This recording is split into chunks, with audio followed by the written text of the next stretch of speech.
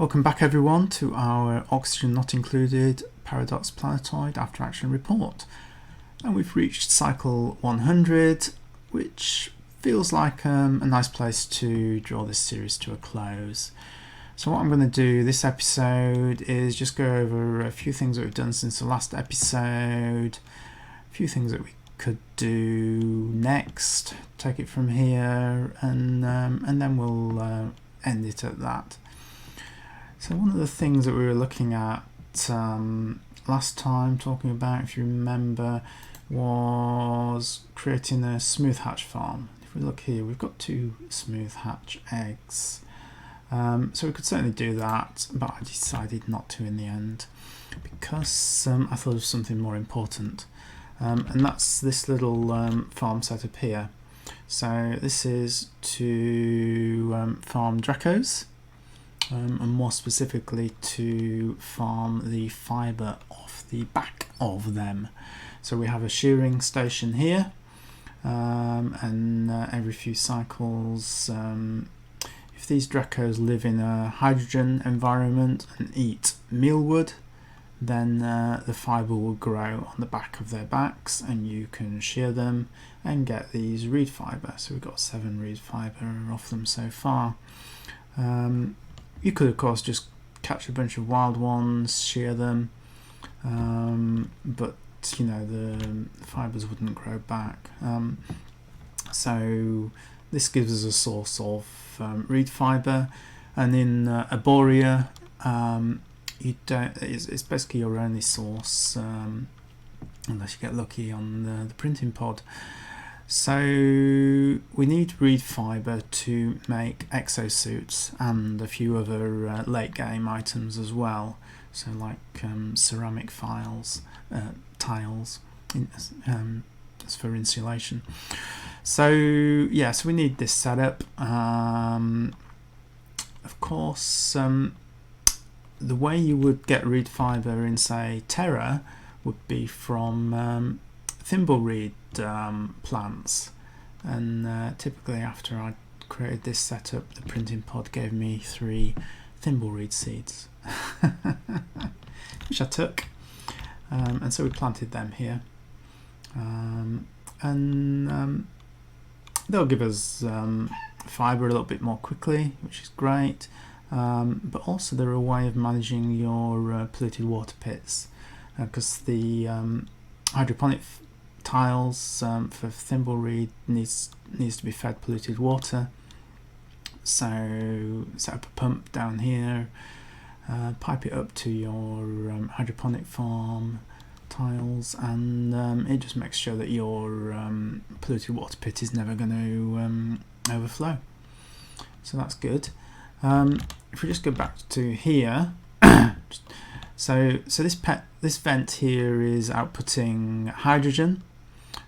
So we made use of our excess hydrogen from our electrolyzer setup here, and rather than diverting it to these 2 hydrogen generators, we are just outputting it into this vent here.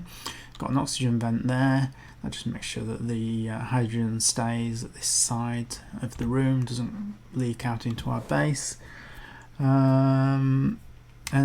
Yeah, so that's just a nice little setup.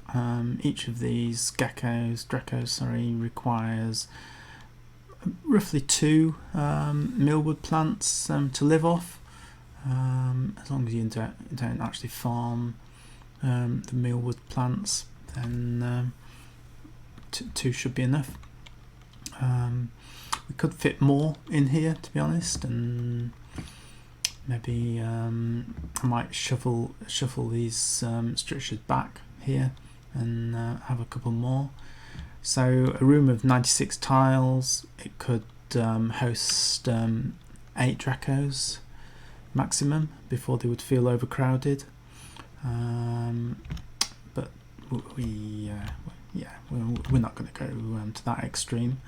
But on that note, so the same applies to our stone hatches. So our stone hatches we've set to 7. The reason we've set it to 7 and not 8 is because eggs count to that overcrowded. modifier, and if a hatch feels overcrowded, then it's not going to lay eggs. So what we've done is we've switched, because these farms now are pretty much full. All of our excess eggs now are going to making omelettes. So we have stone hatches set at infinite here on the egg cracker, but with a priority of 5. But our incubators are set with a priority of 6. So that just means that if the incubators are full, then any hatch eggs are going to go to make omelettes. If they're not full, then the egg will go to the incubator instead. We've got how many hatches have we got? 6 in that one, 7 in this, and 7 in that. So we've got 20 stone hatches laying eggs at the moment, and roughly you can support a duplicate in omelettes off 2 stone hatches. So with 20 we can support 10 duplicates. It's not quite, it's not exactly that, because every now and then obviously one of your stone hatches is going to die of old age, so you need the odd egg going into your incubator to replace them. But you know, as a broad figure, it's about right. So what we will do, we've got 12 duplicates, so we can't quite support everyone off omelettes just yet. But we've got loads of food coming in, obviously, from our mealwood farm still. But it would be nice to go to omelettes, because omelettes are a higher quality food, so it improves the morale of our dupes. So if we build another hatch farm down here, then that will be more than enough then to support the base off just off omelettes. And then we can get rid of all these farm tiles and use that space for something else. So that's something that we would definitely do. Okay, the other thing I want to show you is this thermonullifier.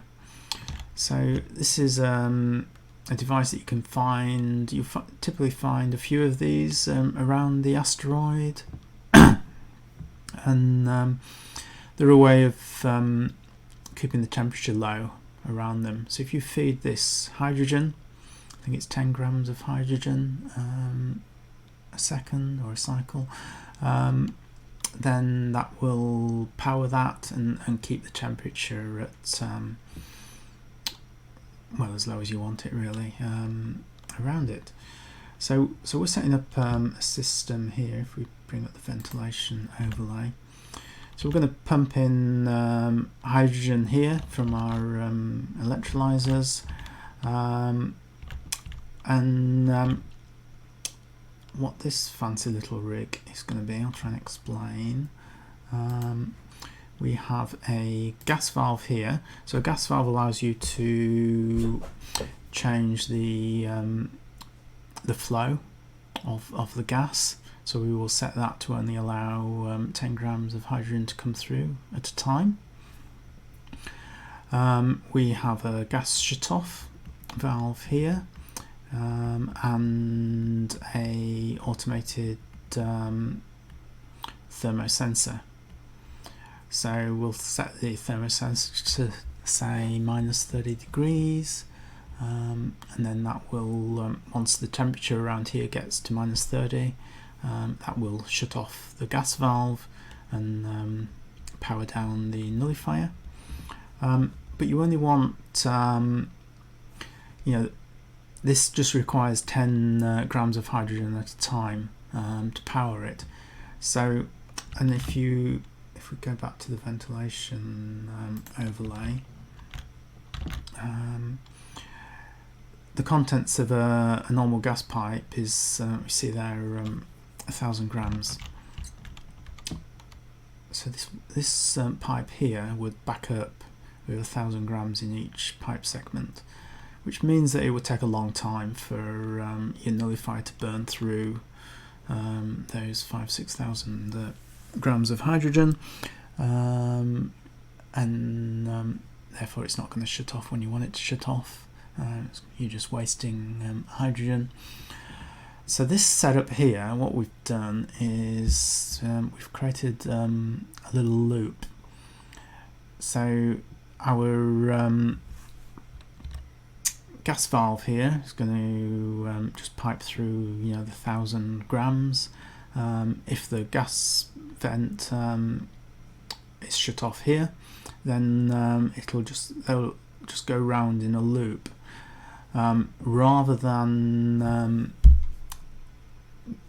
getting blocked up and ruining the flow. And the way that works is because if the gas coming in here, when it hits this thermal bridge, if there's some gas already in here, even just that 10 grams, it's not going to put any more into that cycle. So it just means that you're always going to stay at 10 grams being fed into your nullifier. And the nullifier basically solves all your temperature issues. So your hot water, so like we had this hot water issue heating up our rust biome, where you just feed that pipe down, put some radiant pipes through your nullifier area here, feed it back up, and your temperature issues are all solved there. Do the same with your oxygen. So to be fair, we don't have any temperature issues with our oxygen at the moment. This cold biome's keeping it nice and cool. And if we go up to our base, so we've got vents here and here, and we can see that that's just pumping out in the nice cold oxygen and keeping our base nice and cold. We solved our hot water issues pretty much because we're no longer pumping water into our bathrooms, because this is a nice self-contained unit now, which means that we've got no use for water in our base at the moment because we disconnected our bristle farm as well. So the only thing using water is our electrolyzers and our carbon skimmer. So yeah, so even if we hadn't managed to cool down the water in our rust biome, it's we're just not we don't have the need for the water anyway, so it's not getting pumped up there anymore. So as things stand, our base is pretty nice, no issues,